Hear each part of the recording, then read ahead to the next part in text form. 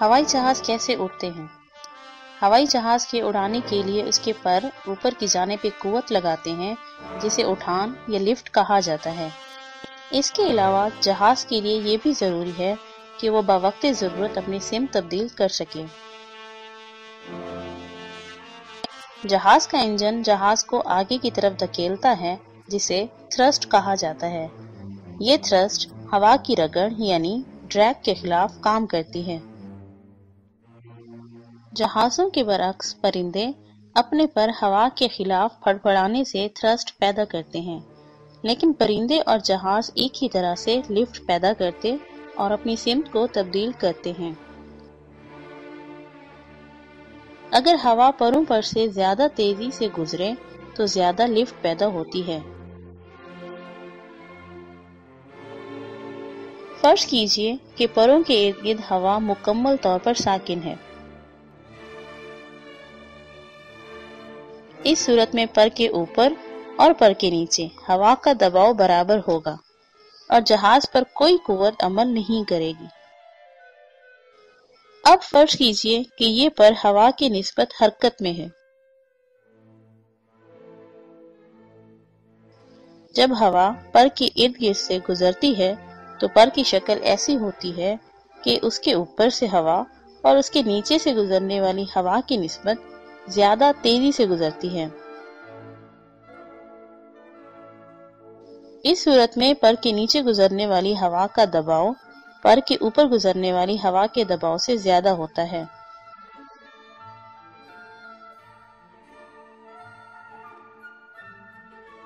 جس کے نتیجے میں پر اوپر کی سمت ایک ہی قوت لگتی محسوس کرتا ہے۔ یہ لفٹ کے پیدا ہونے کی دو وجوہات میں سے ایک ہے۔ اس کی دوسری وجہ یہ ہے کہ اگر ہم پروں کا رخ اوپر کی طرف کر دیں تو ہوا پر کی نچلی سطح سے ٹکرا کر جہاز پر اوپر کی سمت قوت پیدا کرے گی۔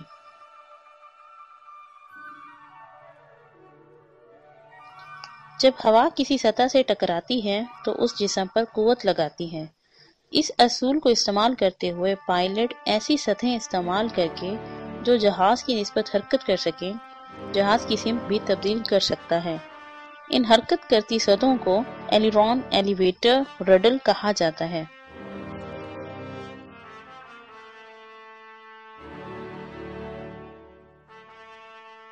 جہاز کا رڈر جہاز کے یاغ کو کنٹرول کرتا ہے، جس سے جہاز دائیں یا بائیں طرف مڑ سکتا ہے۔ ایلیویٹرز جہاز کی پچ کو کنٹرول کرتے ہیں، جس سے جہاز کا رخ اوپر نیچے کیا جا سکتا ہے۔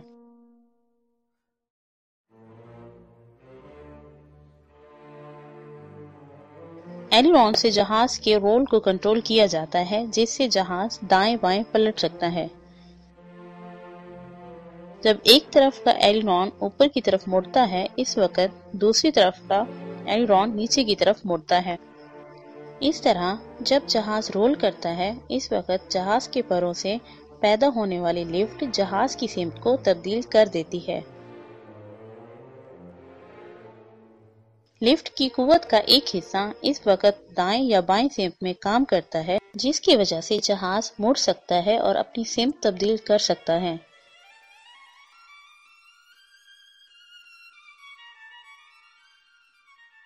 لیکن جب لفٹ کی سمت تبدیل ہوتی ہے تو لفٹ کی قوت کا وہ حصہ کم ہو جاتا ہے جو عمودی سمت میں لفٹ پیدا کرتا ہے۔ جہاز کے مڑنے کے دوران انفلٹ کی اس کمی کو پورا کرنا ضروری ہوتا ہے اور اس کے لیے جہاز کے ایلیویٹرز کے ذریعے اس کی پچ کنٹرول کی جاتی ہے۔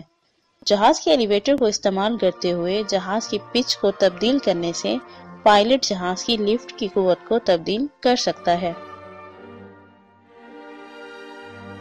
جہاز کی پچ کو تبدیل کرنے سے جہاز کے پروں اور ہوا کے درمیان کا زاویہ تبدیل ہو جاتا ہے۔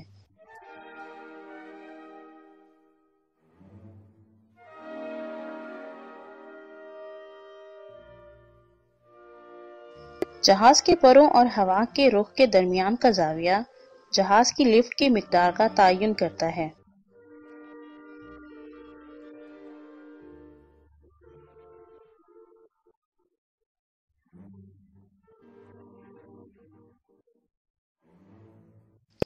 اگر لفٹ کی قوت کشش ثقل کی قوت سے زیادہ ہو تو جہاز زیادہ اونچائی کی طرف جانے لگتا ہے۔ اس کے برعکس اگر لفٹ کی قوت کشش ثقل کی قوت سے کم ہو تو جہاز کی اونچائی کم ہونے لگتی ہے۔ جب ہم ہوا کے رخ اور پروں کے درمیان زاویے کو بڑھا دیتے ہیں تو لفٹ بھی بڑھ جاتی ہے۔ لفٹ میں یہ اضافہ ایک خاص زاویے تک ہی ممکن ہوتا ہے۔ اگر ہوا کے رخ اور پر کا زاویہ اس حد سے زیادہ بڑھ جائے تو لفٹ کم ہونا شروع ہو جاتی ہے۔ اس حالت کو سٹال کہا جاتا ہے اور اس حالت میں جہاز کی اونچائی کم ہونے لگتی ہے۔ سٹال سے نکلنے کے لیے جہاز کے اگلے حصے کو نیچے کی طرف کرنا چاہیے تاکہ ہوا کے رخ اور جہاز کے پروں کے درمیان کا زاویہ کم ہو سکے۔ پروں کے اوپر سے گزرنے والی ہوا کی مقدار جہاز کی رفتار بدلنے سے کم یا زیادہ کی جا سکتی ہے۔ جہاز کی رفتار جتنی زیادہ ہوگی اتنی ہی لفٹ پیدا ہوگی۔ جب جہاز کے اترنے کا وقت نزدیک ہو تو جہاز کی رفتار میں نمایاں کمی کی ضرورت ہوتی ہے، جس کے لیے انجن کی تھرسٹ کو کم کرنا ہوتا ہے۔ اس سے جہاز کی لفٹ کی مقدار کم ہو جاتی ہے اور جہاز کی اونچائی کم ہونے لگتی ہے۔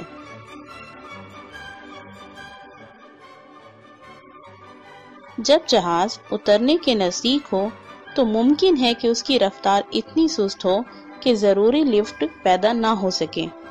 اس موقع پر جہاز کی لفٹ بڑھانے کے لیے پروں کے فلیپس کھول دیے جاتے ہیں۔ ان فلیپس کے کھلنے سے ہوا کی رگڑ میں بہت زیادہ اضافہ ہو جاتا ہے، جس سے جہاز کی رفتار تیزی سے کم ہونے لگتی ہے۔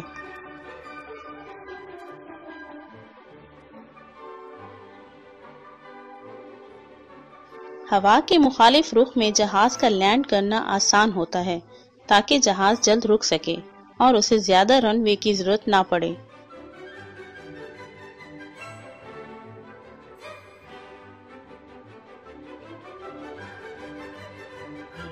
جہاز اڑاتے وقت بھی ہوا کے مخالف رخ اڑنا بہتر ہوتا ہے تاکہ پروں پر سے گزرنے والی ہوا کی مقدار زیادہ ہو اور زیادہ لفٹ پیدا ہو، تاکہ جہاز کو اڑنے کے لیے بہت لمبی رن وے کی ضرورت نہ پڑے۔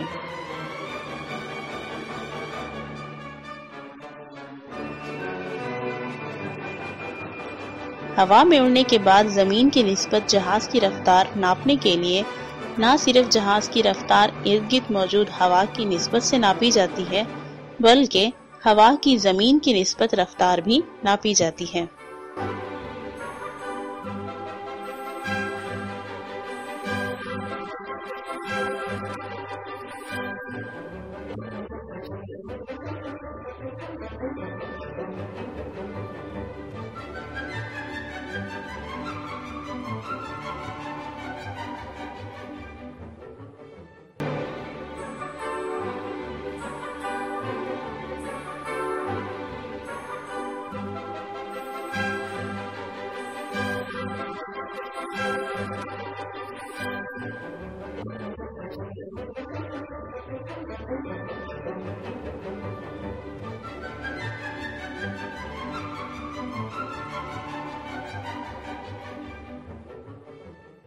When new videos are ready.